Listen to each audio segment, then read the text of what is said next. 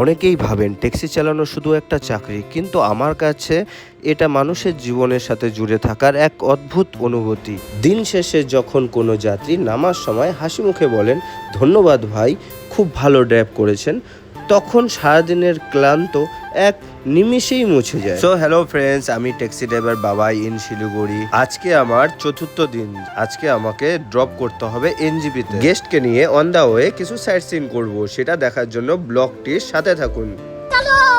আর ভিডিওটি ভালো লাগলে লাইক, কমেন্ট এন্ড সাবস্ক্রাইব। আজকে আমার 4 দিনের ট্যুর কমপ্লিট। তাই গেস্ট বলছে এই সুন্দর পরিবেশ ছেড়ে যেতে ইচ্ছা করছে না। লাভার থেকে বেরোনোর পর আমি পৌঁছে গেলাম পাপড়খেতি, যেখানে ঝর্ণার জল আর বয়ে চলছে সুন্দর নদী। সবশেষে গেস্ট বলল এই সব সুন্দর প্রকৃতি দেখে আবার সেই ব্যস্ততম কর্মজীবনে কি করে ফিরে যায়। তবে মন যেতে না চাইলেও যেতে তো হবেই। তো আমি আবার চলে আসলাম গরুবাথানের পিকনিক স্পটে, যেটা কিনা ডিসেম্বর মাসে তো আসাই যায় না। তো আমরা গরুবাথানের পিকনিক স্পটে বেশিক্ষণ দাঁড়ালাম না। এখন আমরা চলে যাচ্ছি শ্যাম বাবার মন্দির, যেটা ওদলাবাড়িতে অবস্থিত। তো এই শ্যাম বাবার মন্দির হচ্ছে রাজস্থানে।